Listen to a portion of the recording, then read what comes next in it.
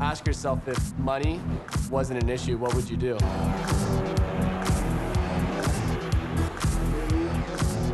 I feel like there's a disconnect with people today living average and mediocre lives only because that's what they've been taught. Go to school, get good grades, be good, don't bump into the walls in life. Because when you're a kid, you can think about whatever you want to be and really what you want to do, and there's no one that's going to shut you down. But as you go through life, your environment says you can't do this. Your circumstances say you can't do that. You need security. But through a business like this, we are changing people's perception on life, showing them there is much more. You know, the proof is in the pudding, it's black and white. The numbers don't lie. And I think that it's just the beginning.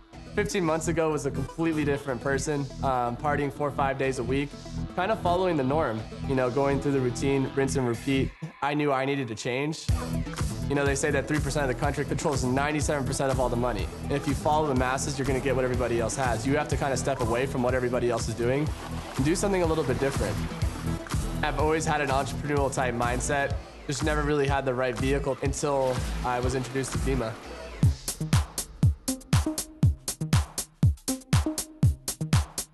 And now my daily routine is basically focused primarily on balance in my life. You know, I really truly believe in mind, body, and spirit. And I obviously apply a hard work ethic to the business, and I'm working wherever I go.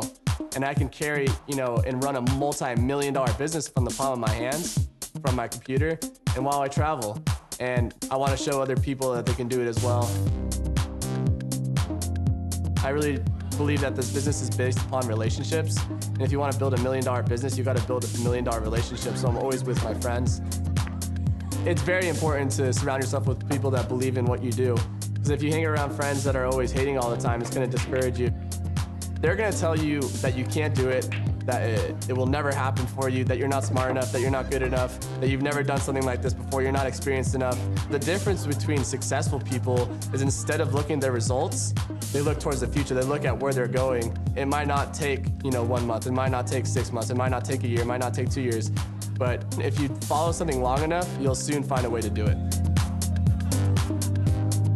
It's crazy to think that I'm 22 and I've already had hundreds of people come up to me telling me that I changed their lives, whether it be financially, from a relationship standpoint, or even just bettering them as a person, their outlook on life, the way that they view things, they live a much happier lifestyle.